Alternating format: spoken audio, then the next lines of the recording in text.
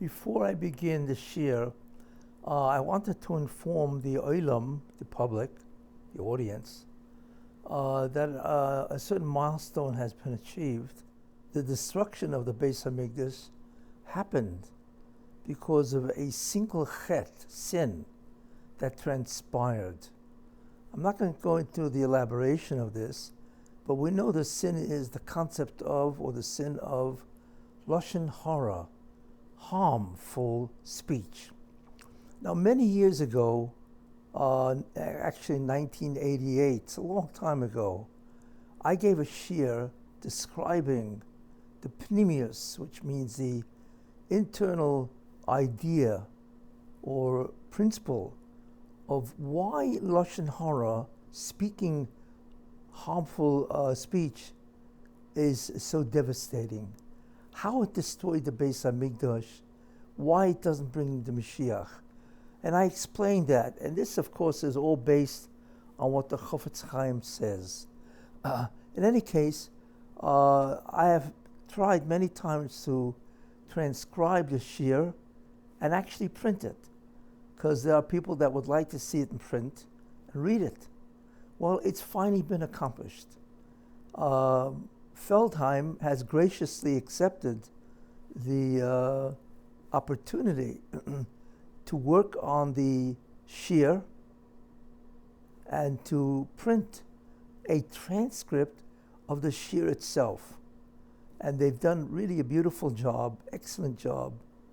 And what I've tried to do also is procure a lot of, actually what you will consider Gedolei Torah. Many people who signed on as endorsements for this shiur, they read the transcript, certainly they saw the transcript and so on, and they agreed wholeheartedly that people should acquire the transcript in print. And to that end, like I said, Feldheim has agreed and done a beautiful job publishing this transcript of that shiur. It has now been brought to the United States, and it's going to be distributed in the Sforim stores before Shivos B'Tammuz. I would urge everybody to try to secure an edition of this shiur, because it will be life-changing. I guarantee you that. Because I don't go into the musar, which means, the fact that you should not speak Lashon Hara, and as a midah tova, as a good attribute, and so on. But what the shiur is really all about is when you speak Lashon Hara, detrimental, derogatory speech, what happens according to the divine plan? What happens to your mazel? That is the question. What happens to your good fortune, and so on, and the good fortune of your family? And it goes into extensively what the mechanics, what the dynamics are of the occurrences that happen. And it's all explained in the book. So in order to acquaint yourself with it and to prepare yourself for what is the Churban, what is the concept of Shmir Saloshin, and if you avoid speaking Lashon Hara, what happens, and so on. All of this will be explained in this book that just came out by Feldheim. So I wanted to inform the public that it is now available in print. You can buy it in the Sforim stores. And I would certainly urge everybody to get a copy. It's not expensive, but it's very comprehensive, to read all about the major movement or dynamic of what caused the Churban, the destruction of the Beis Hamikdash, what prevents the Beis Hamikdash from being built, okay, why the redemption doesn't happen, why are we still in Golus. It will explain all of this in this particular book. I have titled the book, The True Power of Speech, the Key to Both Worlds. And the reason for that is because I think it's an accurate description that really brings forward the message of the importance of Shmir Saloshin. The true power of speech means it actually has a power, a very strong effect when you speak Lashon Hara. And if you avoid speaking Lashon Hara, it actually brings forth severe repercussions, either way, on this behavior, speaking or not speaking. And when I say the key to both worlds, it's not only that it will bring you peace and harmony and goodwill in this world when you don't speak Lashon Hara, but it's the key to Olam Haba. Yes, you'll actually understand why it is the key to Olam Haba. Right, and I'm sure everybody wants to be in Olam Haba in the future world. And you will also understand that it's not only the key to your Olam Haba, it is the key to the Olam Haba, the future world of your family and your community, and of course the entire Jewish people. So therefore I call it the key to both worlds. So there you are. That's the title, the true power of speech and the key to both worlds. Read it and you'll see exactly why these titles are so appropriate. So again, I would urge everybody to get a copy, read it, and I guarantee you, that's right, I guarantee you, that if you do that, it will profoundly affect your life and the life of your family, right? And it will bring you tremendous merit, zechus, in the fact that you have read it, understood it, and actually put into practice the concept of Shmir Saloshin, of being very careful about not defaming in any way another person, certainly another Jew, and what it will add to the mazel, the good fortune of your family. And when you do buy the book, you will see exactly that it's probably one of the best investments that you've ever made. Thank you. This year should be a blessing and a merit for the health and success of the families of Regina Bas Yosef Ruvain and Yeshaya ben Yisrael, Benjamin Wolf, Ben Tzvi, Baruch ben Benjamin Wolf, Shmuel Ruvain ben Regina. He should have a refuah shlema. It should also go for refuah shlema for Esther Libo Bas Chaya Yafa and Shlomo Leib ben Fega. And the shiur should go for a bracha and hatzlacha and mazel for all these people.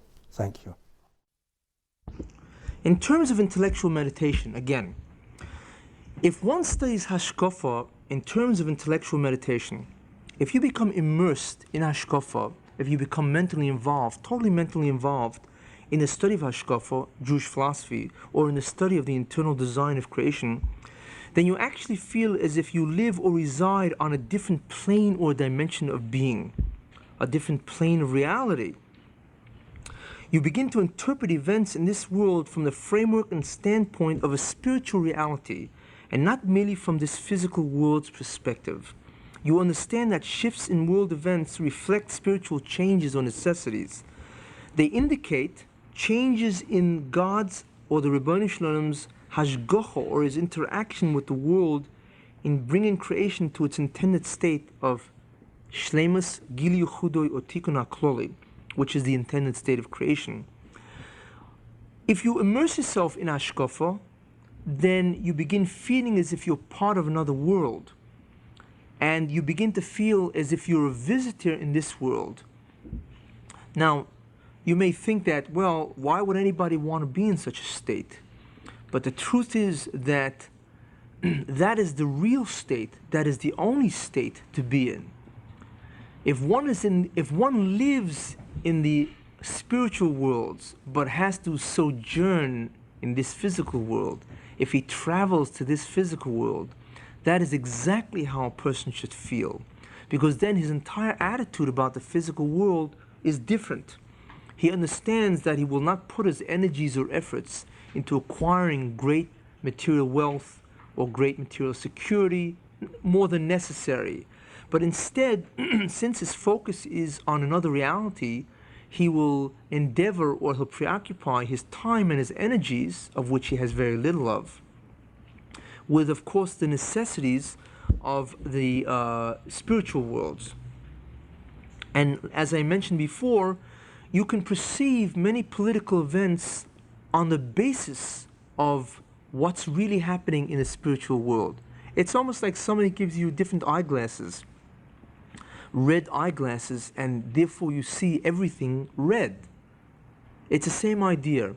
If you immerse yourself in the study of Hashkafa, what happens is that you have what's called Hashkafa eyeglasses, where everything is almost interpreted automatically via the fundamental principles of Hashkafa. When you begin to see political events, for instance, why there's a state of Israel, why the Zionists have the state of Israel first, why Meir Kahane exists, and so on and so forth. Why America has achieved such great status among the world, and so on. What's happening in the political scene in many areas, why the Arabs seem to be one day up, the other day down, and so on. If you're in the world of Hashkafa, then you perceive all these events automatically from the world of the spiritual dimensions. And a lot of the understanding of the physical world becomes understandable or explainable.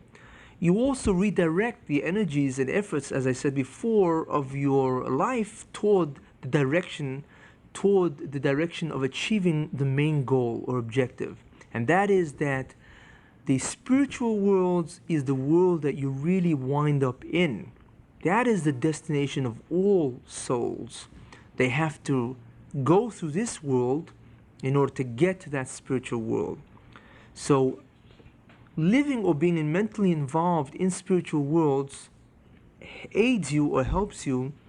It keeps you on the course, the correct course which you should be embarking on throughout your life. That is one of the benefits of studying Hashkafa with this kind of intensity and so on. But it's true of all areas of Torah and study of God. The more intensely you become involved, the greater is your emotional state toward that area, and the greater you reorder your life's priorities toward the achievement of spiritual worlds, toward the achievement of Olam Haba.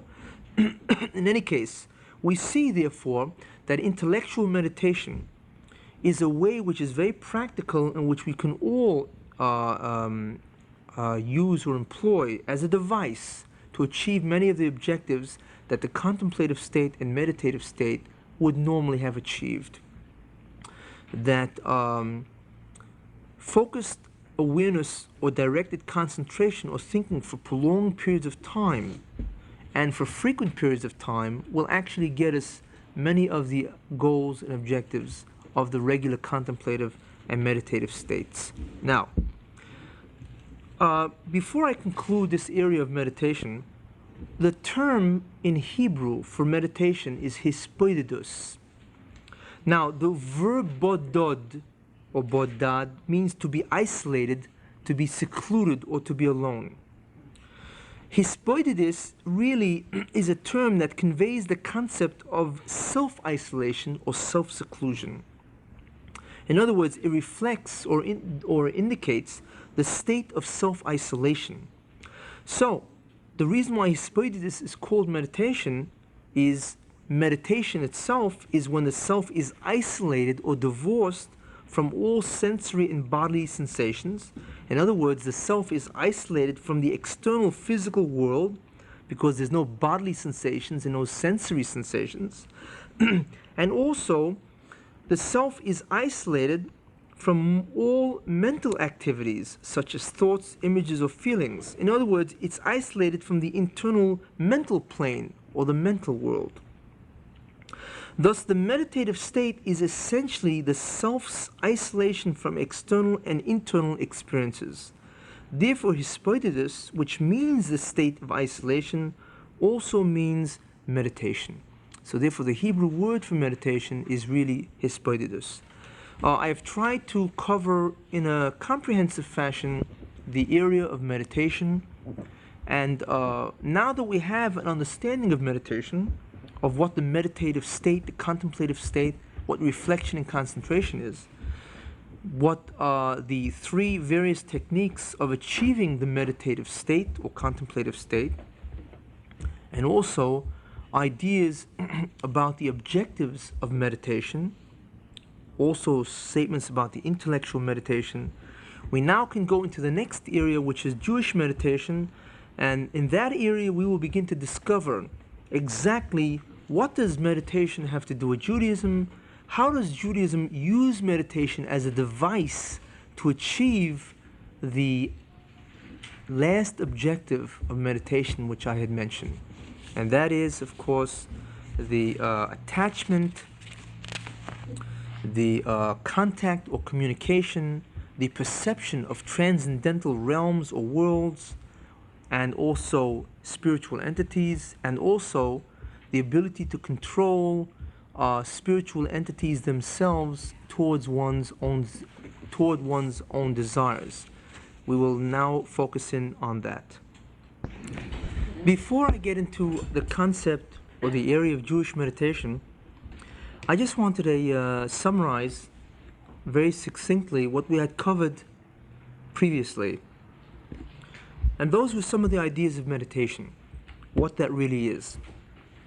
Now, what we have discussed so far concerning the topic of meditation is that there are 4 levels of awareness. In other words, that there are basically or fundamentally 4 states of consciousness.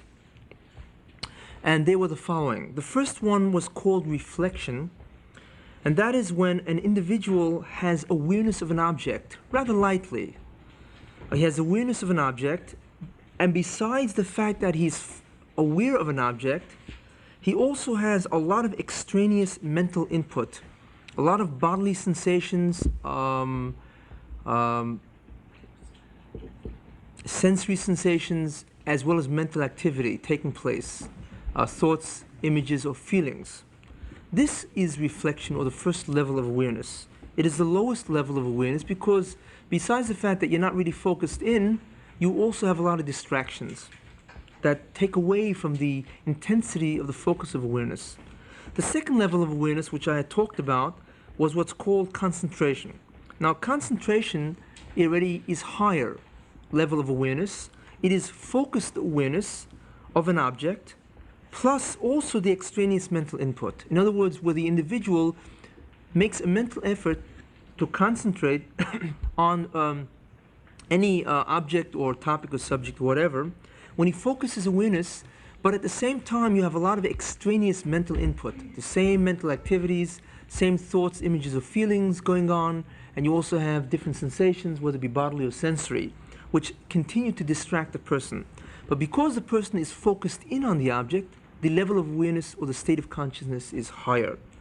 The third level of awareness already takes a lot of effort to develop. That is what's called contemplation. And what that is that is focused awareness of an object without any extraneous mental input. In other words, the individual focuses in on something, anything, any object or whatever, and at the same time is able to exclude or clear the mind of any extraneous mental input. There is no thoughts, images, or feelings. There's basically no sensations, either bodily or sensory. And because there are no distractions of other mental input, the awareness itself is more intense. Not because he makes the awareness intense, but merely by removing distractions, the awareness itself becomes much more focused. That was contemplation. The last stage, or the last level of awareness, or the highest state of consciousness, and it is indeed the highest, is where a person has what's called super-focused awareness without any extraneous mental input. In other words, the individual removes all sensations, bodily or sensory, and all mental activities, whether it be thoughts, images, or feelings. He has none of these to distract him from his thinking or his awareness. Besides that, he intensifies greatly the actual focus of awareness on any given object. In other words, that object, that single experience occupies the entire field of awareness that he has. And that takes a lot of mental effort, takes a lot of discipline, a lot of practice to achieve. These were basically the 4 mental states, or rather 4 levels of awareness, which I had discussed previously. Besides that, what we have also seen is also the reason or the underlying rationale for extraneous mental activity itself. Why is it that thoughts, images, and feelings many times enter the mind, and the person certainly does not want it? It distracts the person. These distract a person from focusing awareness on anything. I had explained basically the reason why, and that introduced the concept of the unconscious will. That meant that there is an area of ourselves whereby we are unaware of the motive, we are unaware of the decision itself, and we are unaware of the will, the actual desire to go and get or to actually produce mental productions. And that is really what extraneous mental activities are all about. Now, in addition,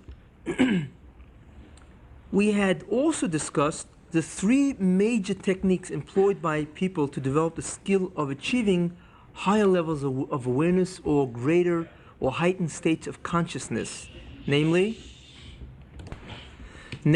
concentration for a specific time period or duration on either a sound, a sight, or an image. These are basically the 3 major ways or major techniques for an individual to develop higher states of consciousness. There are others, but this is not a shiur dealing comprehensively with meditation.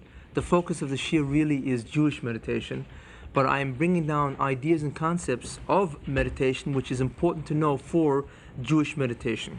Now, after the 3 major techniques were basically explained, we proceeded to list all the possible objectives that can be achieved through meditation. Or in other words, to use meditation as a method or device, as some kind of a technique or vehicle to achieve an intended and desired outcome.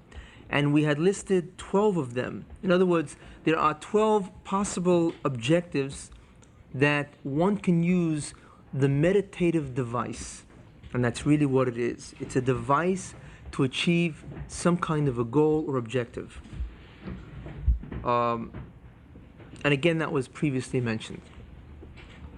In addition, besides that, we saw that one can also achieve a high level of awareness by a 4th method, which brings the ability to focus somewhere down to our level.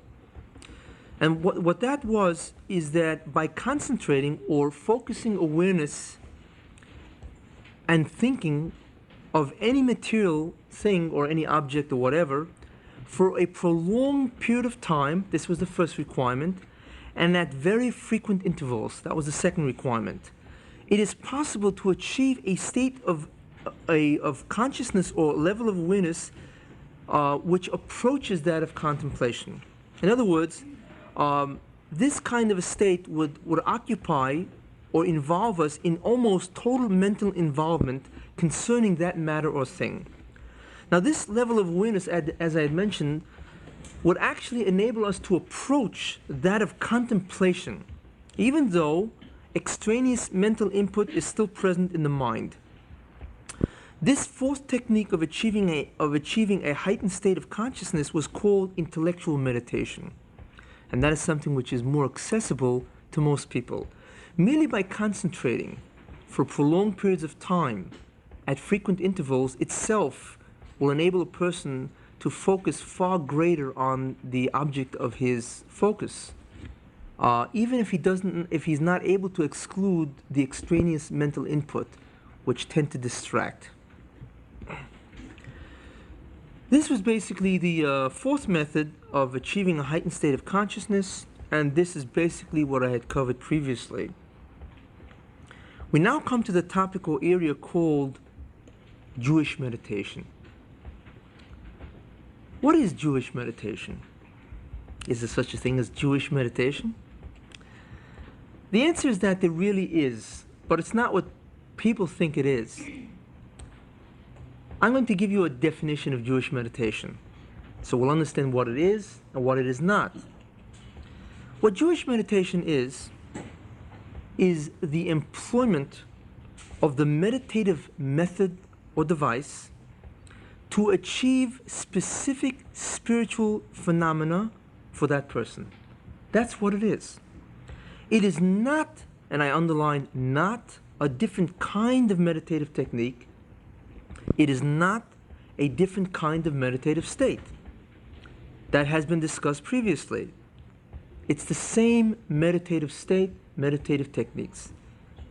It uses the same meditative techniques to achieve the same meditative state, which of course is super focused awareness without any extraneous mental input at all, but it uses it for unique spiritual objectives or outcomes. In other words, there is no difference between meditation in Judaism and meditation in any other Eastern meditative discipline, as yoga or whatever.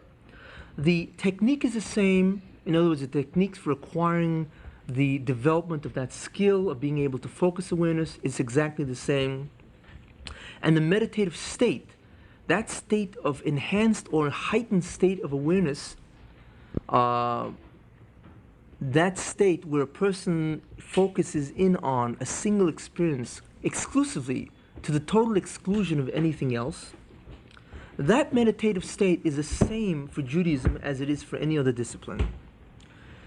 The difference in Judaism is that Judaism uses this meditative technique or device to achieve certain spiritual outcomes, certain spiritual phenomena, which is unique to Judaism. Yoga is very different. Yoga uses meditative device, the exact same device as used by Judaism, but not to achieve spiritual phenomena, even though they think they do. What yoga uses it is to achieve realization of self, where self becomes aware of self, and as they want to say, where self believes that it is part of universal consciousness, which they identify as God. That is an error, which I will explain as I go on through the Shiur. But this is what yoga uses it for.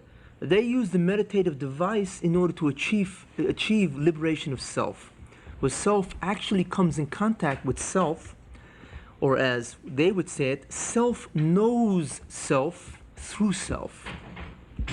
In any case, this is what they feel that they want to achieve, because they believe that when self has achieved that level, self then is aware of the fact that it is identical with God.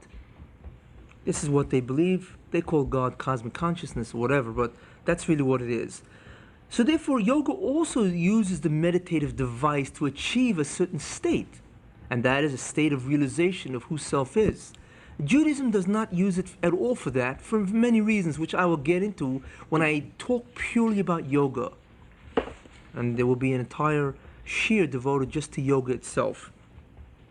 In any case, what Judaism uses meditation, or the meditative device, is to achieve spiritual phenomena, a kind of spiritual experience. In order, or rather, we see therefore that Jewish meditation is regular meditation used for specific Jewish objectives, namely the attainment of certain spiritual experiences or spiritual phenomena. That is what Jewish meditation is. It is meditation used to achieve Jewish goals. That's why it's called Jewish meditation. Now, in order to achieve these spiritual phenomena,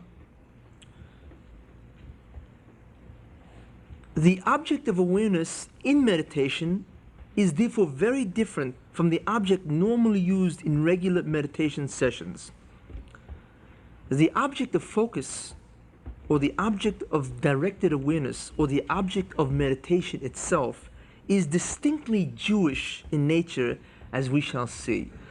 In other words, that which a person focuses on when he is engaged in Jewish meditation is very different from what a yogi is focused on when he engages in yogic meditation. And that's really what it's called, yogic meditation, because they are engaged in meditation to achieve yogic ends. And the word yoga basically means union, which of course means union or realization that self is unionized, or actually one and part of God. But in any case, when a person engages in Jewish meditation, what he's really doing is using something which he focuses on, which is distinctly Jewish, as we shall see.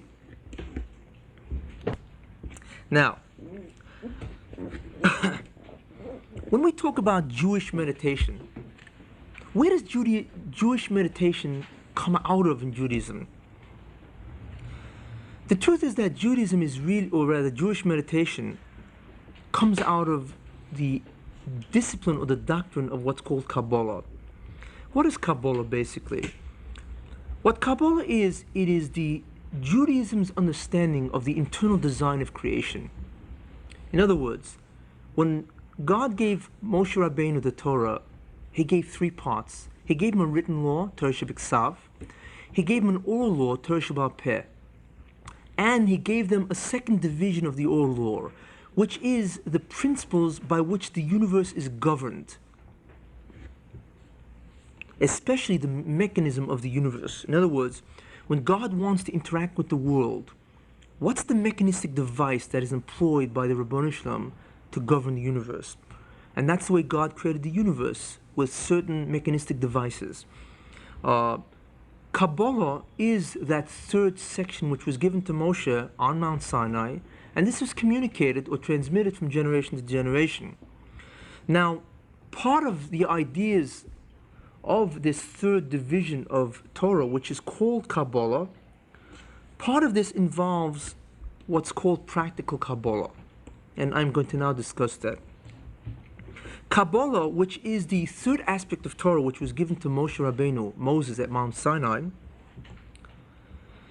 Kabbalah is basically divided into two major divisions in terms of its utility or usefulness to an individual.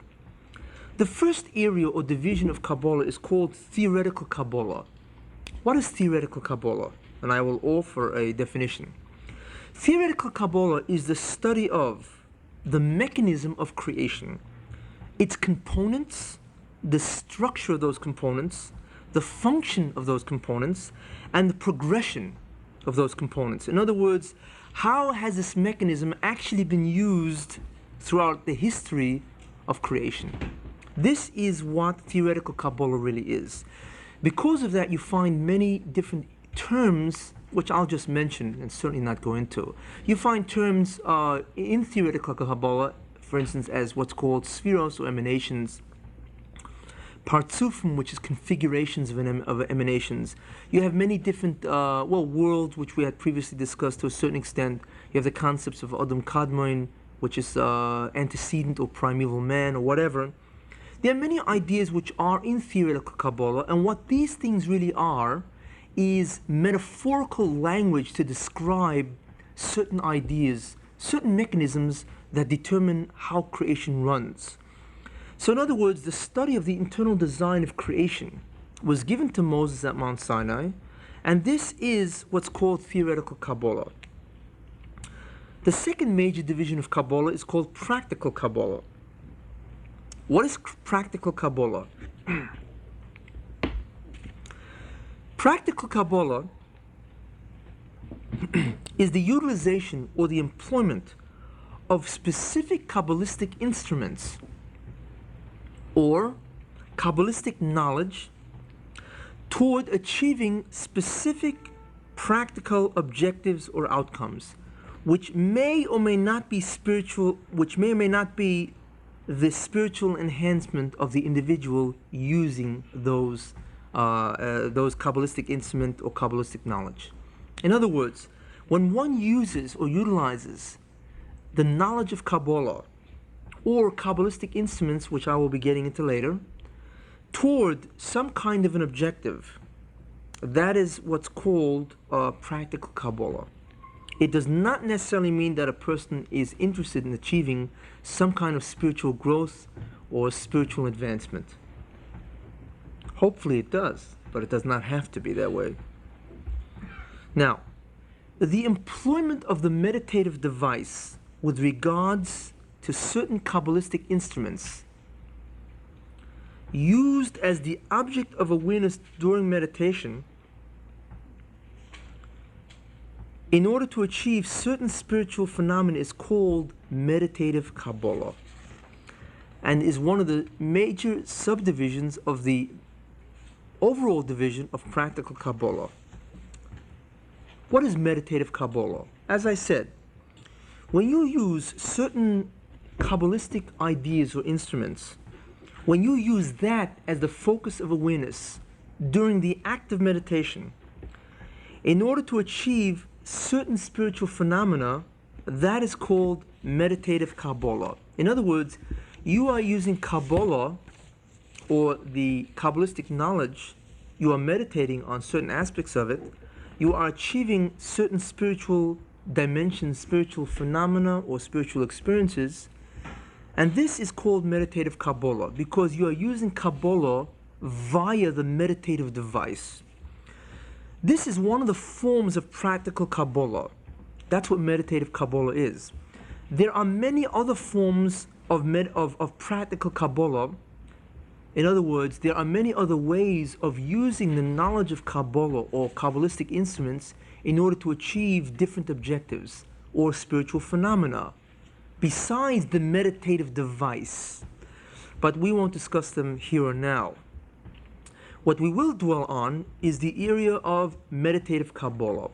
Now, meditative Kabbalah is really Jewish meditation, because when you meditate on something Jewish in order to, or some Jewish concept or idea to achieve certain spiritual dimensions, that's what Jewish meditation is. Meditative Kabbalah is the same thing. When you use certain Kabbalistic ideas and you use them via meditation in order to achieve spiritual phenomena, that's what meditative Kabbalah is. Well, you will see that it's exact same definition. Jewish meditation is an easier term than meditative Kabbalah. It sounds nicer, doesn't sound as threatening. It's probably more palatable to most people. But if you want to be honest with yourself, Jewish meditation is really meditative Kabbalah. There are certain dimensions of Jewish meditation which probably are beyond meditative Kabbalah, especially in terms of what you can do with it today. And as part of the Shiur on Jewish meditation or meditative Kabbalah, I will be going into certain of the things that you can do today with meditation using Kabbalistic instruments. But in any case, Jewish meditation. So therefore, that is what Jewish meditation is, and meditative Kabbalah, same thing. In other words, when one uses the meditative method or technique or device, by focusing in on specific Jewish instruments, concepts, or ideas, in order to achieve certain spiritual phenomena, then he is engaged in Jewish meditation or meditative Kabbalah. If he is using other instruments, then he's not engaged in meditative Kabbalah.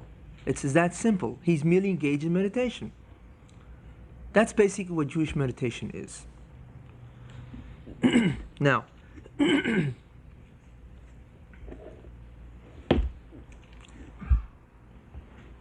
when one meditates using specific Kabbalistic instruments, which I will explain later, when one meditates using these Kabbalistic ideas as the object of focus awareness, when that is what you are focusing in on while you are meditating, and assuming that certain definite prerequisite conditions have been met prior to your meditating, in other words, you have to have fulfilled certain conditions before you begin meditating.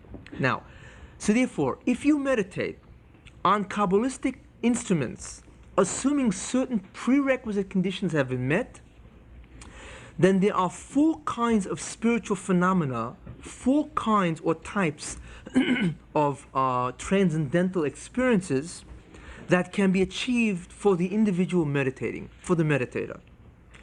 All four experiences are true spiritual experiences, and I really mean true spiritual experiences, involving, and this is what makes them true, the interface between the meditator and spiritual entities or between the meditator and transcendental worlds, or realms, or universes, or planes, or dimensions, whatever you want to call them. It can actually enable the meditator to interface or to interact with either spiritual beings or entities, and also transcendental or spiritual or supernal worlds. That is why it's a true spiritual experience, not a physical experience. Now, the first two spiritual phenomena, which I will mention, you should know, are necessities for true spiritual growth and was achieved by millions of Jews. It may sound odd. How can something have been achieved by millions of Jews and not even recognized by mainstream Judaism today? Well, that is probably part of the Hester. But the truth is that the meditative Kabbalah was extensively used by many Jews thousands of years ago. And millions of Jews had employed meditative device for spiritual advancement and spiritual growth. So the first two spiritual experiences are really necessary. You must use them if you really want to grow spiritually. Not only that, but the Ribono Shel Olam, God, wants Jews to use these meditative devices to achieve spiritual growth. That's why He gave them in the first place. It wasn't a luxury, it was a necessity. And therefore millions of Jews took advantage of that experience. These are the first two spiritual phenomena. The third spiritual phenomena,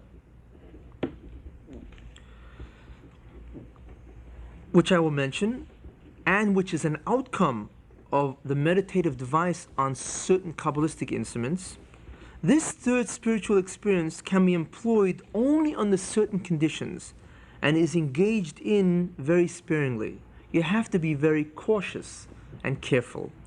Not every time can you do it, and only under in certain circumstances or times can one actually engage in this aspect or achieve this spiritual phenomena. The fourth spiritual phenomena is completely forbidden for anyone to engage in, and I really mean forbidden. Why? Because if somebody transgressed and achieved the fourth phenomena, which is possible to achieve, it is possible to actually accomplish the spiritual phenomena, which is this fourth phenomena, it meant that that person would, of a certainty, be annihilated. Not because of the transgression per se, but because of the phenomena that he had achieved. That's how bad it is. And now, what are these phenomena? What are these spiritual phenomena of which I am referring to? You're probably all waiting with bated breath. Yeah. Okay. The first phenomena, which is a necessity for spiritual growth, is called Ruach HaKodesh, which translated really means the Holy Spirit or divine inspiration. It is possible to achieve Ruach HaKodesh or divine inspiration, or to become attached to a true spiritual entity, and that means that you have what's called the Holy Spirit or Ruach HaKodesh. The next phenomena, which is even greater than Ruach HaKodesh, which is actually the greatest spiritual phenomena, and I mean greatest, without any reservations, that can ever be achieved by an individual while he is attached to his physical body, is called Nevuah or prophecy. That is the greatest spiritual phenomena. And most people have a misunderstanding of what prophecy is. Prophecy, I'll mention again much more in detail later, but just as an aside now, prophecy has very little to do with prophets. In other words, do not think that a person would try to become a prophet in order that he should deliver messages to the nation of Israel, the tribe of Israel. That had very little to do with prophecy. Prophecy, in essence, was a vehicle for enormous spiritual growth. There are prophets or individuals who had attained the level of spiritual spirituality, which we call prophecy, which God used to deliver certain messages or revelations. So he used a certain number of them, 40, 30, whatever they are. But the essence of prophecy has nothing to do with what we think prophets are, and that is individuals who deliver divine messages, divine exhortations, or whatever. Prophecy is used primarily and essentially and fundamentally to achieve an enormous spiritual growth. And it is the greatest level that a person can achieve while he's alive, which means while he is still in the physical body.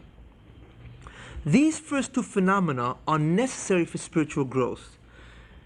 He who achieved them had achieved enormous spirituality, which is not describable in certainly within our terms, because we lack the prophetic experience, so we don't know what it means. But when I talk about prophecy next week, you can get some kind of a glimpse of what the prophet experienced, or whoever achieved prophecy. These were necessary, both Ruach HaKodesh and Nevuah, for spiritual growth. The third spiritual phenomena, which is not necessary and can only be used under certain conditions, is called white magic, for a better term.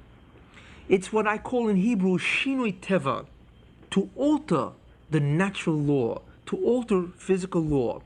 That is a third objective that can be achieved by an individual who meditates on certain Kabbalistic instruments. White magic, and it's called white magic as opposed to black magic, because you employed spiritual entities that were not evil but were good in order to use or to do what you wanted. If you employed evil entities, then you were into the fourth spiritual phenomena called kishuf, which is sorcery or black magic. Now, sorcery or black magic means that you had to engage with certain evil beings. Again, you did it via meditation on certain Kabbalistic instruments. And what you did is you allied yourself to these individuals, and what it meant ultimately is your demise and your annihilation. Because once they become part of you, you can't shake them, basically. And that is something which nobody is allowed to engage in. One can know about it, but you cannot engage in. It is called black magic because it is magic. Magic simply means the alteration of natural law. It is called black magic because you used spiritual beings that were black. And what black means is that they were evil in their nature. And for those who do not know what the definition of evil is, and believe me, it's not that easy to define. The definition of evil is the negation or absence of being. That is what evil is. It's a privation of being. Good means the enhancement or the promotion of being. Evil people negate or destroy or annihilate. They try to negate being.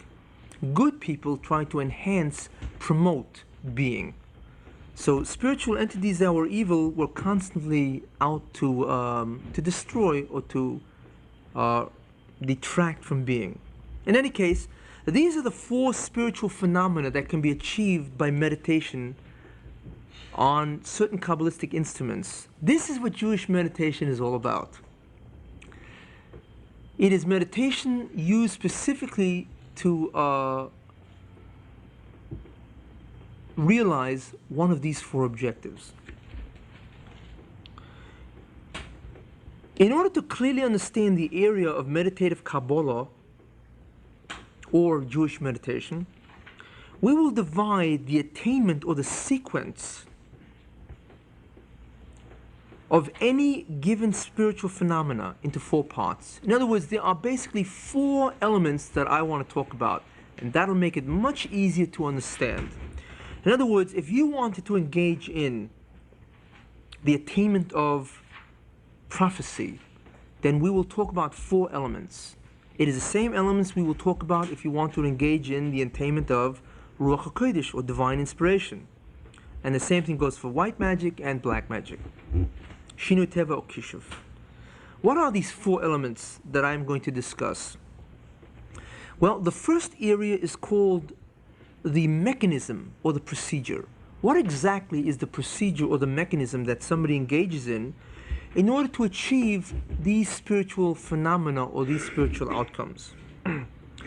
The second element of the sequence is what's called the results of the mechanism, the results of the procedure. What happens as a result of implementing this procedure or mechanism? What is the immediate effect? That's the second area I want to talk about. The third area I want to talk about is what's called the ultimate mechanistic consequences. In other words, what were the ultimate or the desired objectives that were achieved by the actual implementation of the procedure?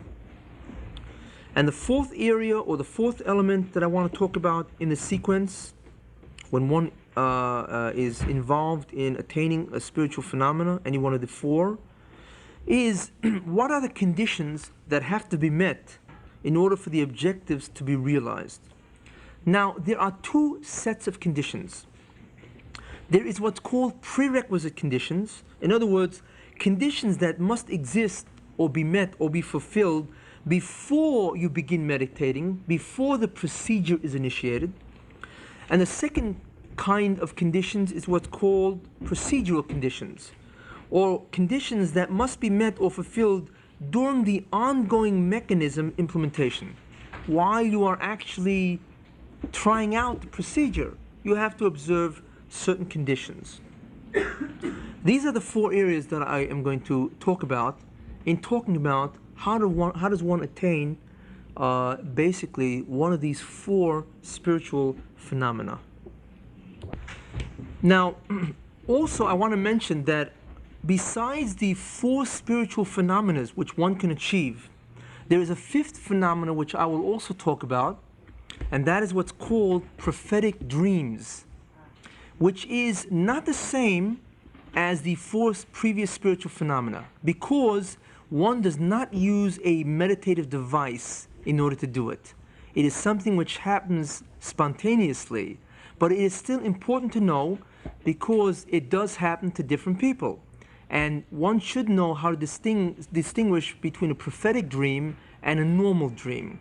But there are certain things called prophetic dreams and or chalomus, which are prophetic, and I will be talking about exactly what those are and how they differ from the other spiritual phenomena.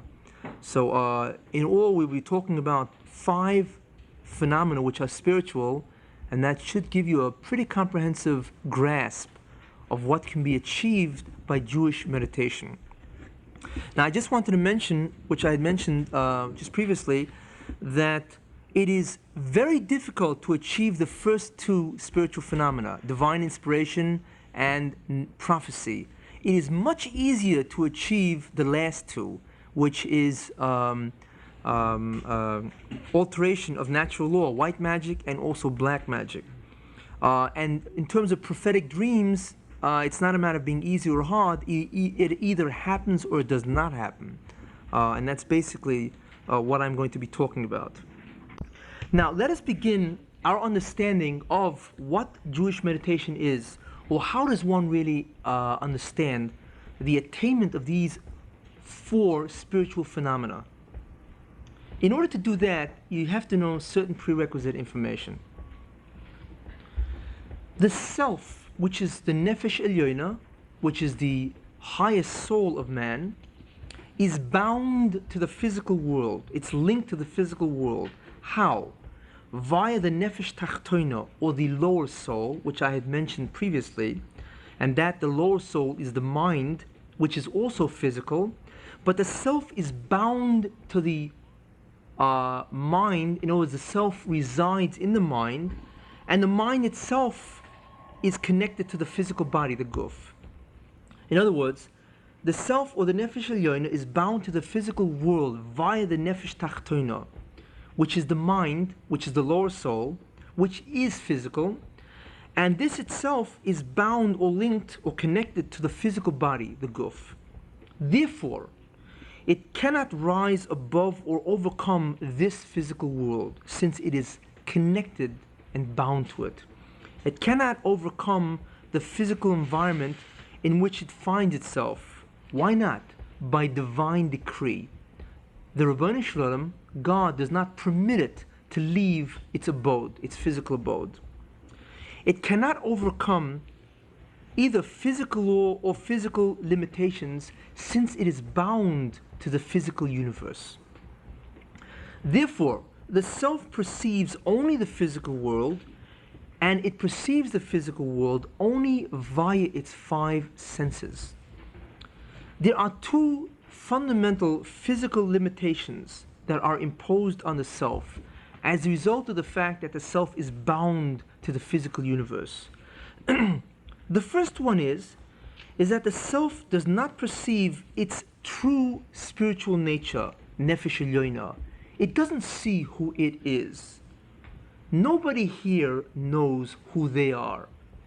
All of you think that you are an entity that is basically physical, which is a gross error. The self does not perceive its true spiritual nature, that it is a nefesh elyoina, a higher soul, because of the physical limitation imposed by the fact that it's connected to the physical world. Not only does it not perceive its true spiritual nature, but it does not perceive the transcendental or spiritual worlds that it is really a part of and should normally be aware of. As I had mentioned previously, the nefesh elyoina, or the self, actually is stretched out into all the worlds, the transcendental worlds. Therefore, it should be able to perceive any part of these worlds naturally, but it cannot. That is part of the physical limitation. It does not experience any attachment to any spiritual entity of these worlds, nor can it communicate to any of these entities either. That is the first physical limitation that the self has as a result of the fact that it is bound to the physical body. The second physical limitation is that the self, the nefesh elyoina, or the higher soul, possesses every mental faculty independent of any physical body. In other words, if you took the self out of the body and it would be a pure spiritual being or entity, it would automatically, innately, by its own essence, be able to reason, memory, have imagination, have will, have awareness.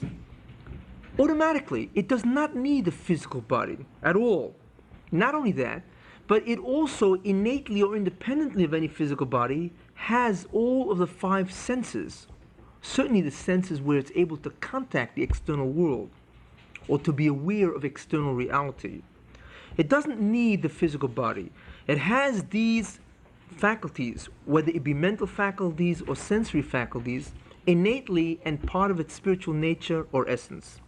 But by divine decree, it can only utilize these faculties via the nefesh tachtona, or the mind. In other words, it can only employ these faculties via the actual mind itself. These faculties of the self, or nefesh elyoina, can only be expressed through the physical organ called the brain, in which the mind resides. Therefore, that leaves us with a very important idea, that the expression of the faculties of the self via the mind is limited by the quality of that particular brain it resides in. In other words, if the brain that the self resides in has the capacity for genius, and it's physical neurons that determine this, there is a difference physically between a genius and somebody who's not a genius. There's somehow the mind has different capacities or different neuronal structures or whatever.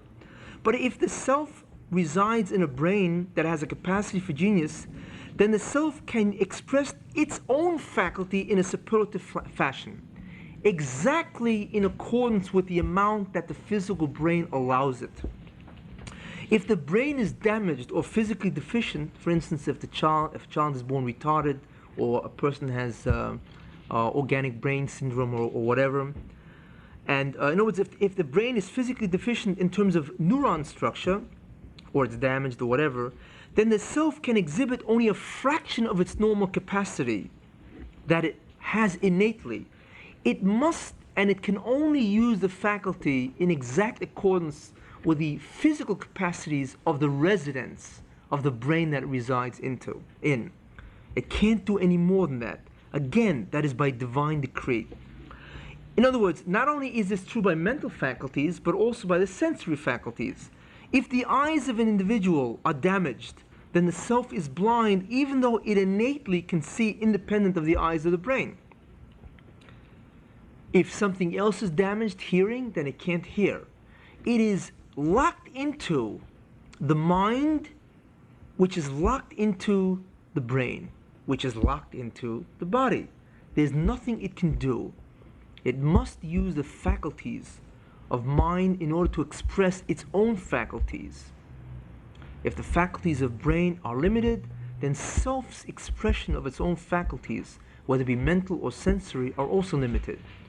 If the faculties of brain, the physical faculties or capacities of brain or mind, is superlative, then self's faculties can be expressed in a superlative fashion. Again, this is all by divine decree. Obviously then, self is enormously limited in terms of recognizing who it is.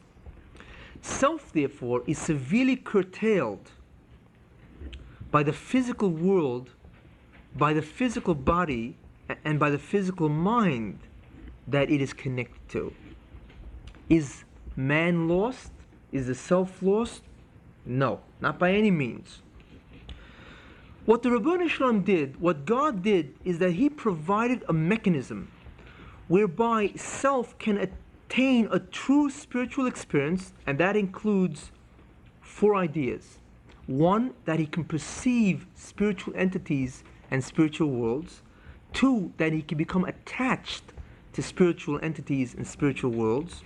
3, that he can communicate with spiritual entities and of spiritual worlds, and that he can control or manipulate spiritual entities.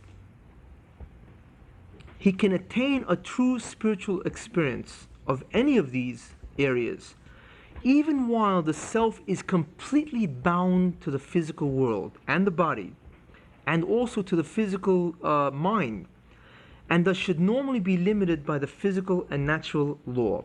In other words, even though a person is bound to the physical world, body and mind, he can actually transcend not the body because he remains connected. You can't do that, but it does make a difference. It is possible via a mechanism that the self becomes aware of a different realm that it exists on itself. Because we know that the self exists simultaneously in the other 4 worlds besides this physical world, except what has been taken away from the self is its own awareness of its complete existential dimensions that it exists in. Self, via certain mechanisms, can actually lift the veil on the different existential planes that it is connected to. And this is via a mechanism that was given by the Rabbi Shalom to mankind. And this is what is meant, of course, by these spiritual phenomena.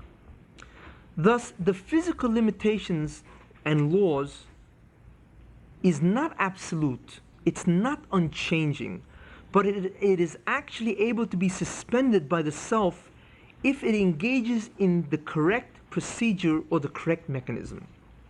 This suspension can occur even though the self is connected to the physical world and therefore normally should be restricted by the physical laws and by the physical limitations.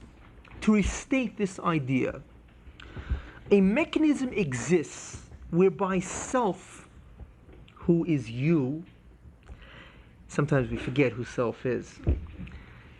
A mechanism exists whereby you can suspend physical law and limitations which are normally imposed upon it, since it remains attached to its physical garb, which is the physical mind, physical body, and physical world or the environment, and actually experience various spiritual phenomena normally impossible to achieve. This mechanism provides the interface between the self, the person, while he's attached to the physical world, and the supernal spiritual worlds and entities. The Ribono Shel Olam gave man the ability in order to achieve this for certain reasons. One of the reasons is that God wants man to grow spiritually, and true spiritual growth can only be achieved via these mechanisms. It's actually a necessity. Why it is not used today, what happened to these devices, I will talk about after the lecture on yoga, when I get into the history of meditation, the history of Kabbalah, or really the history to all these ideas that disappeared. And we'll be examining that history from the perspective of the internal design of creation, not from a normal descriptive historical standpoint. But in any case, we'll see why it happened and if it will ever return. But in any case, the Ribono Shel Olam gave a person this ability, this mechanism, so he can achieve an enormous spiritual growth and thereby be able to correct or rectify creation even better. The second idea is that the Ribono Shel Olam sort of like wants man to achieve the culmination of his endeavors even while he is still attached to the physical world. It's almost like you worked so strenuously to know who God is, to know what exists beyond this dimension. Here it is. It's almost that way. In other words, a person can achieve that before the onset of the Messianic period, when all Jews will be prophets. Probably non-Jews to a certain extent, depending on how good their actions are. But all Jews at that time will be prophets, because prophecy, or this kind of state of awareness of spiritual worlds, will be restored to mankind. And a great deal of mankind will have it. As I mentioned, even non-Jews, but it'll go in certain different directions. But it'll be a phenomenon which will be restored to men. And I'll talk about this at a later time. Now, I previously mentioned that there are 4 elements to the sequence of the attainment of specific spiritual phenomena or experience. The first one was meditation, or the procedure. That was the first idea, the area, the element. The second was the results or the immediate effect of this mechanism, of this procedure. The third was what are the consequences or the outcomes or the objectives of this mechanism or procedure. And the fourth element in the sequence is what are the conditions to be met before and during the implementation of the mechanism or the procedure. What I want to do now is to study the results of the immediate effect first, which is the second element. Then I will go back and present the mechanism, which is the first element, and then I will go into the objectives or the spiritual phenomena, and then the conditions. It's much easier to understand it this way.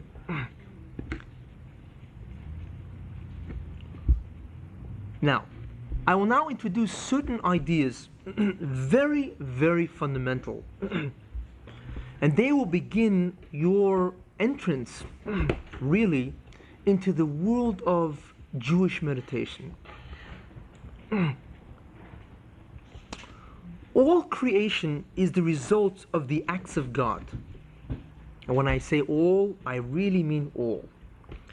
What is meant by creation? By creation is meant the initial bringing into existence or into being of the universes, and its continued or continuous maintenance of being or existence. That's what creation means: to bring into being and to maintain maintain the being of that entity. The Ribono Shel Olam, God, is the doer or the subject of the action, and creation, both its inception and its maintenance is the results or the effects or the outcomes of the actions. In other words, God is the subject that acts, that exhibits action, and results or effects ensue. Which leads me to this question: how does God act? How does he actually do what he wants to get done? What is his instrument, his mechanism for action? Now, in human beings, in man, we know what this is. The mechanism of how we do things is the hands. In other words, if I want to do something, I move my hand and it gets done. The hand is my instrument. It is my visible, it is my vehicle, it is my mechanism which I employ in order to do things for myself. Now, this mechanism, the hands are obvious to all. It's perceived by all. But the question is, what is God's mechanism? What are the hands of God? When God wants to do something, he is a subject. He wants to get something done. What's the in-between? How does he do it? The answer is, of course, that it is unknown how he does it. God acts through an invisible mechanism which is not perceived by any entity outside of God. We do not know how God does what he wants to do. All we know is that all of a sudden things get done. Things pop into the air, events happen, things get created or annihilated or whatever, and we know that God is doing it, but we don't know how he does it. It is unknown. The mechanism for action by God, by the Rabbi Hashem, in truth is really the link between God, who is the subject of the action, and the effect, which is creation itself. In other words, the link between God and creation is really his mechanism. You have God, who is the subject, you have the effect, which is creation, and you've got this in-between area. How does God do what he wants to do? Obviously, that is the link between this creation and the being that brings it into being. The mechanism of God's action is as mysterious and as incomprehensible as God himself. That is very important to know, that not only can we not know who God is, we cannot know what his link is, because he is identical with his mechanism. Now, but how do we describe the actions of God itself in our own framework from our limited perspective? How do we talk about this? We cannot really talk about his mechanism because that's invisible. But we have to use some form of expression when we want to say God acts. What do we say? How do we describe it? Well, the truth is that there are various ways. The first way we say when God wants to act is we say God acts. That's the first way we express it. In other words, he acts via an invisible mechanism. That's the simple way of saying it. The second way we say it is that God causes to be, he causes to occur or happen. Again, it's basically the recognition that God performs an action, but it doesn't state anything more than the verb itself. The third way is by employing a metaphor. What is that metaphor? We say that God is meir and or. God shines forth a light. Now, that is a metaphor. We say that when God acts, God sends forth a light. And you'll find that terminology, that metaphor used many times in Jewish literature or Kabbalistic literature. That God sends forth a light. God emanates a light. What does the light mean? Well, the light really is a metaphor. Why? Because what is light? Light is an invisible mechanism that causes one to see. I see you. But why do I see you? Because of light waves. But light waves are invisible. So therefore, light is really an invisible mechanism that enables me to see, to have sight. Therefore, light symbolizes or can be used as a metaphor to represent or to describe an invisible mechanism which is sent forth by God to achieve his desired effects. So when it said God sends forth a light, what that means, the same thing as saying he sends forth the invisible mechanism that we do not know what it is. But light is being used here as a metaphor. That's the third way. The fourth way is more technical, and it's much more accurate. And it's really necessary to know. The fourth way is we say that God is mashpia a hashpa, which means that God influences an influence. That's what hashpa means, an influence. Now what does that mean? It means the following. God sends forth from outside of himself. He issues what's called an influence, or a force that can cause, that can influence. He issues forth a causative entity. In other words, it's a thing, an entity that actually can cause other entities. In other words, he sends forth a force that has causative abilities. It can achieve effects. That's what it means that God is mashpia a hashpa.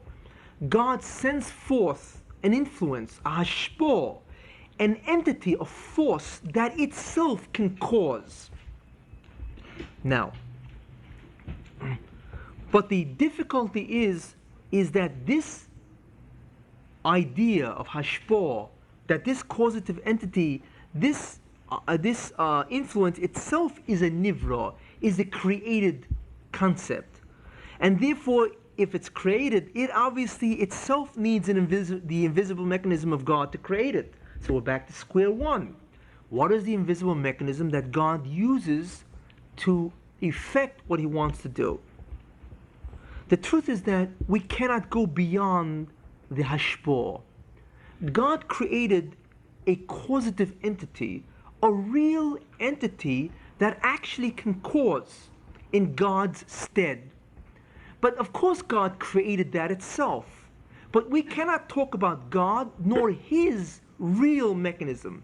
We can only talk about the mechanism which is the causative entity which is responsible for creation itself.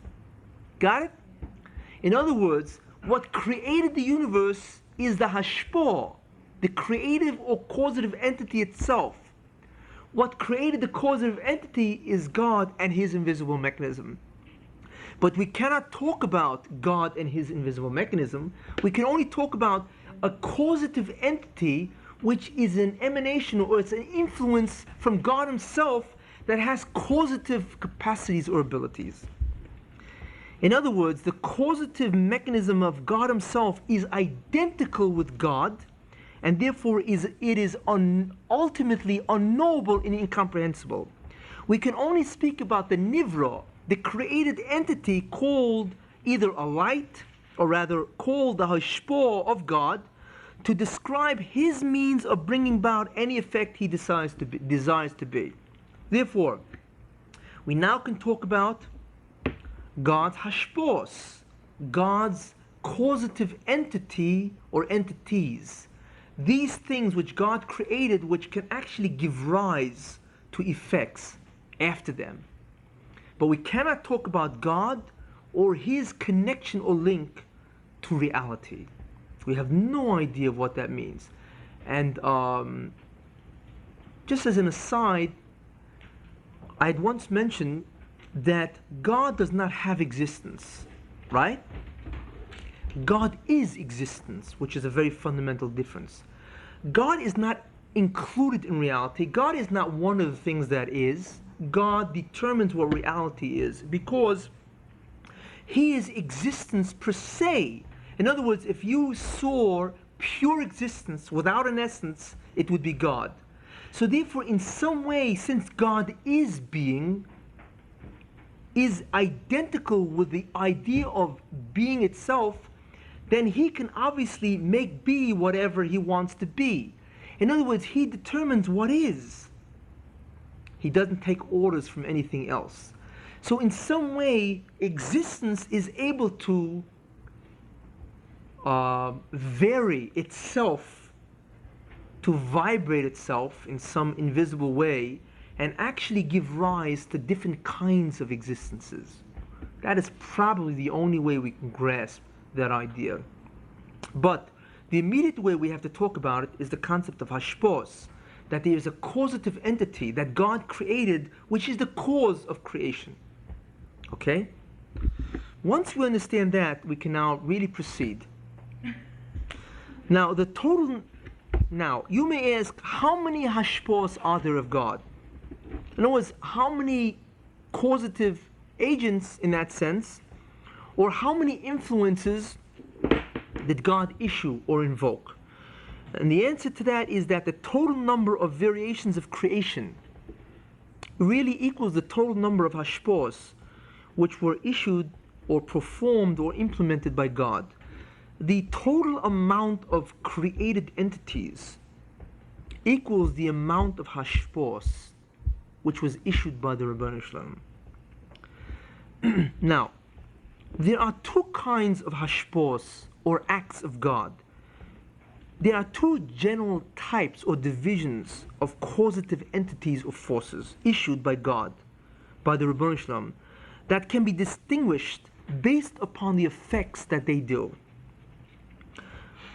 The first Hashpah is that God created His kavod, His glory, or His Shekhinah.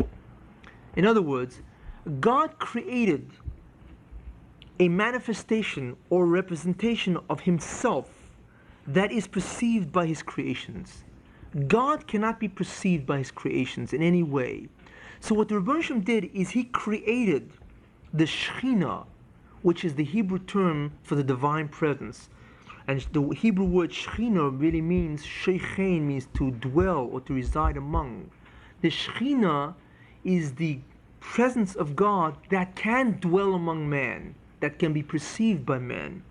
It is a created entity that man perceives that is the closest thing to God Himself. And when we perceive His Shekhinah, His divine presence, we perceive God. We cannot perceive God Himself. Because to know God is to be God. And therefore, if you are not God, you do not know God. Therefore, what we perceive is His Shekhinah, His divine presence, which is the closest manifestation or representation of God that can be perceived by created entities. Another word for Shekhinah also is His kavod or His glory. When it says kavodi, my glory, kavodi or my glory means my being. The emanation of what is called my being is called His kavod or His glory. Glory is a emanation of the being in itself. When you say glory of the king, it doesn't mean the king. In some way it means the being of the king emanates a certain state, a certain reflection of his essence. You see, the glory of the king. The same idea is used for God. When we say God's glory, what we mean is the glory or the manifestation that can be perceived by man that in some way represents God Himself. But it is the only thing that we really can perceive. So therefore, the first Hashpah that we can distinguish is the Hashpah that created the kavod or glory of God, or the Shekhinah or the divine presence of God Himself. The second Hashpah, or the group of causative acts, is what's called creation and the maintenance of that creation, which really comprises the spiritual universe with all its beings and the physical universe with all its beings. So therefore, there are two distinct divisions of Hashpos, causative entities. One is Hashpos, which create the being, or rather the manifestation of God as He appears to us, which is a Shekhinah or His kavod. The second Hashpah, or Hashpos, the group of Hashpos, create all creation, whether it be spiritual worlds with their beings, physical worlds with their beings. That's the second area of Hashpos. We now come into a very crucial area. Every Hashpah, every act or causative entity that God creates, every Hashpa that was, is, and will be issued by God has a name. It really has a name. This name, which is assigned to it or designates the Hashpa, is how we can refer to the Hashpa. Every Hashpa has a name which is designated or assigned to it. And if you want to refer to the Hashpa, you've got to call it by its name.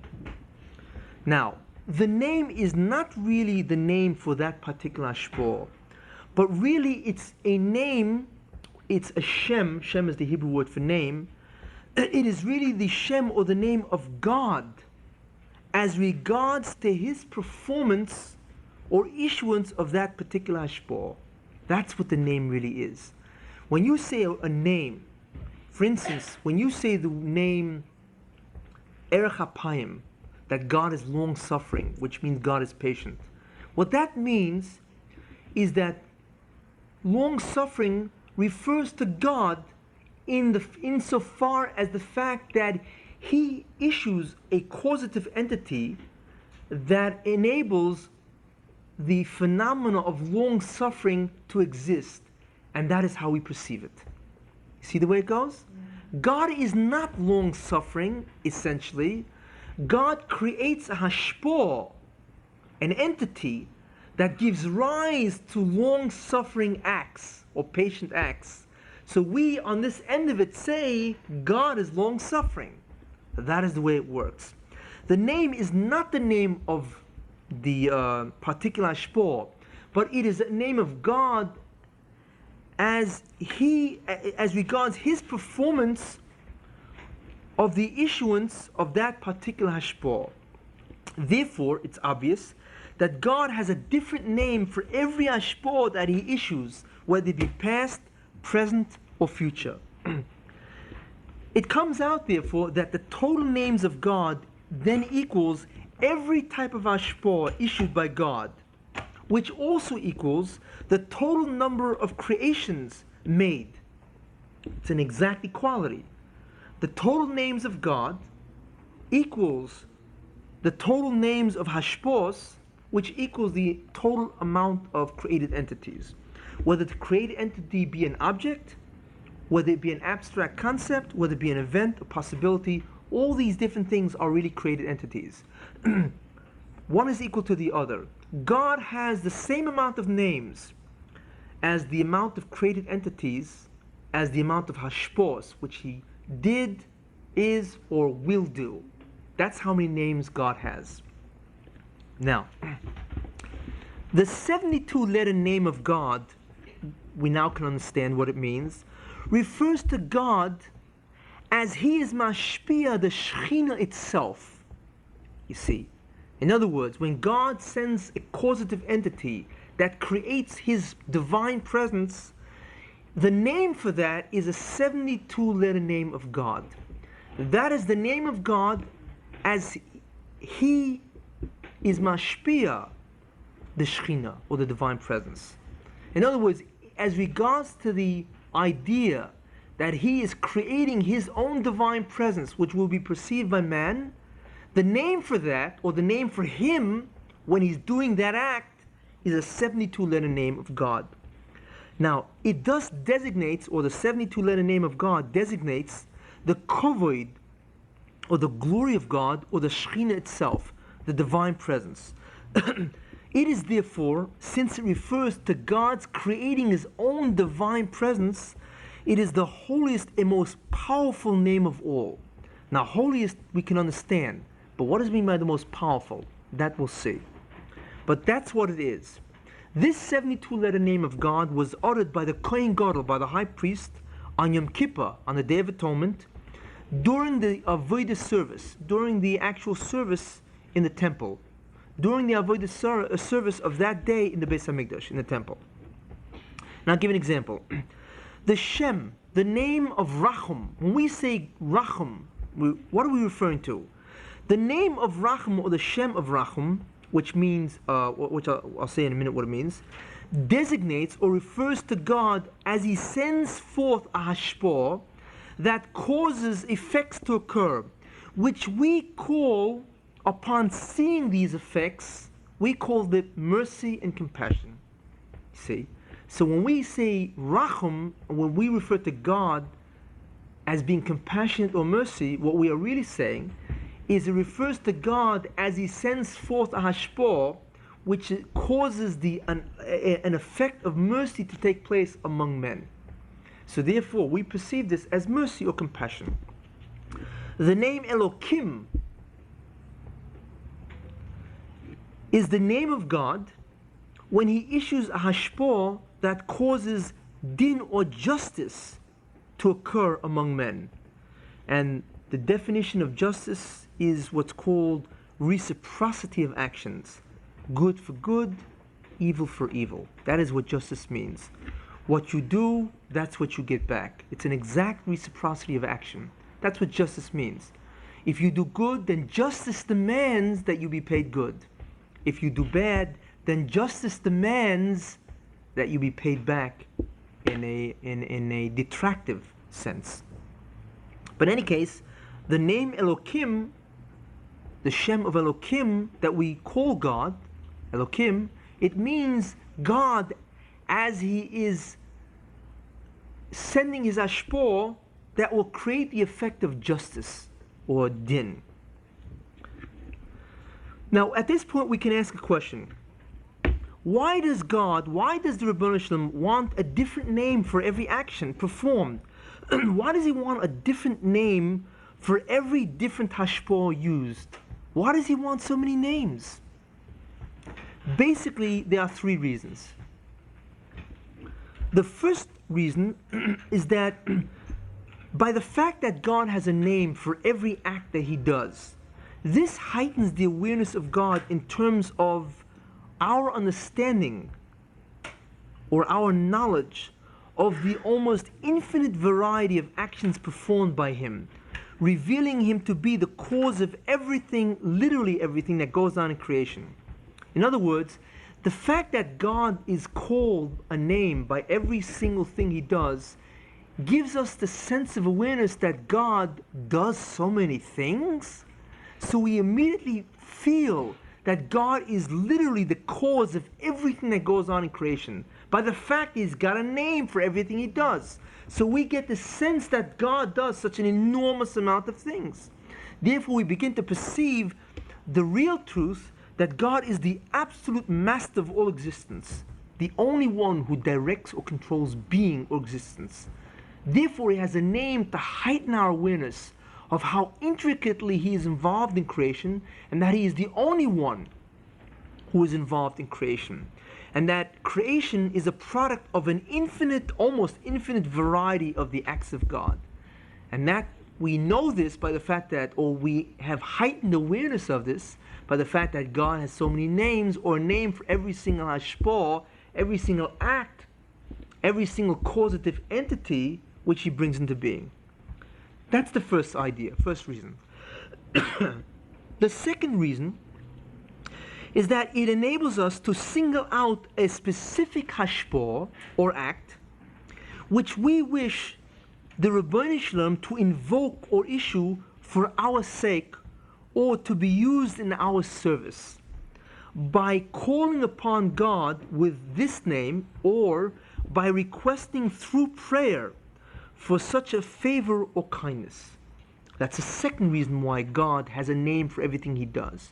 Because what happens if I want to zero in or single out one specific act of God which I want to pray to God that He should use in my service, in my behalf? Then I call Him by that name. So if I want God to be merciful to me, I call Him Rachum, because that immediately makes aware to me what I want the Ribono Shel Olam to do.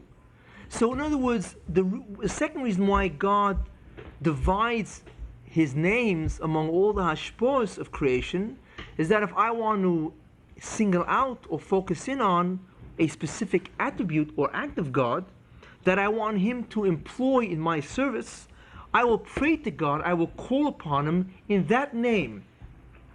And what that name will do is it will sort of like inform God, who does not have to be informed, but it is my way of being aware, and that is what God wants initially, actually essentially, is that I should be aware what I want, and that it is God who only can grant it. It is that way where a person can call upon God for God to engage in, or to evoke, or to issue that specific hashpa, that specific act for which this individual is praying for. That is really the nature of prayer. We use the names of God, or rather we use many names of God when we pray. And each time we use the name of God, we are asking Him for a different kind of hashpa. And if you know the different names of God, you will know what you are praying for. That is why prayer is divided among many names of God, because the prayer consists of calling upon God for many different favors, many different kindnesses. Therefore, we invoke these hashpas by using the different names of God, which refer to specific hashpas, which designate specific hashpa.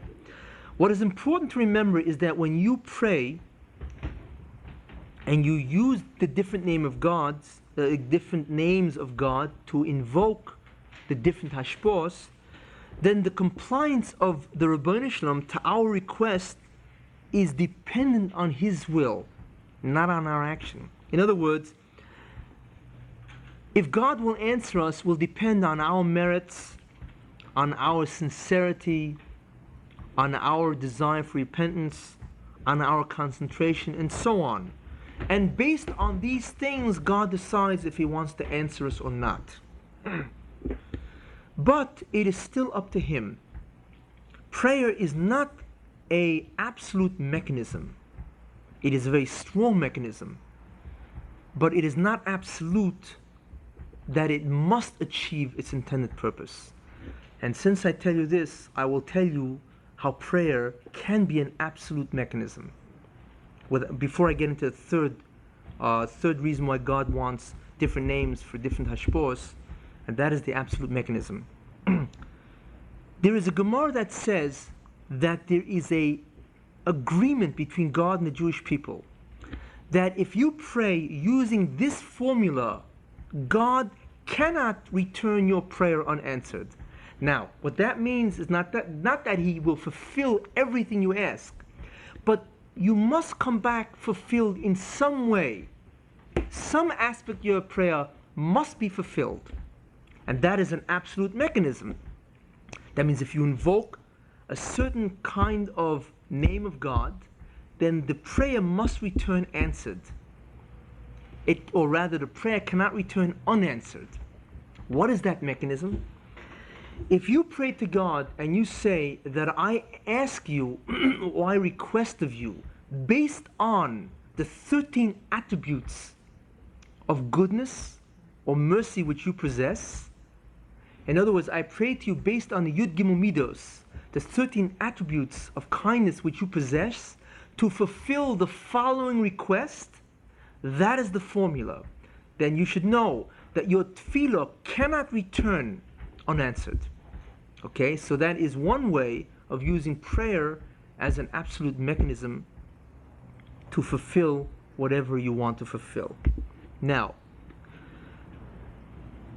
the third reason why the Ribono Shel Olam employs a different name for every different hashpa, and this is really what relates us to meditative Kabbalah, is that it is possible, based on this idea, it is possible to invoke, it enables us to activate that designated hashpa, or that designated act, which is connected to or identified by a particular shem or name, if we meditate on that particular shem. In other words, the meditation, which is super focused awareness without any extraneous mental input, on a particular shem or name of God.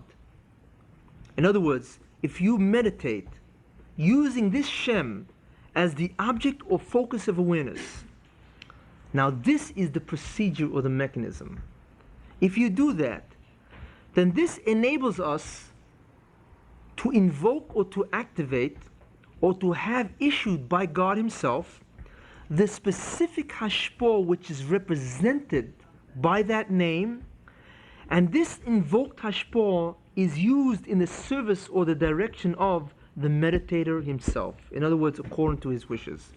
That is the third reason why God has a name for every Hashpa. If you meditate on a name, if the name or that name of God becomes the object of awareness or the focus of awareness, and if you do it under certain conditions, then what happens is that the Hashpa, that causative entity, which is represented by that name, is activated or invoked by the Rabbi Shalom to be used in the service of your wishes. That is an absolute mechanism. It must happen.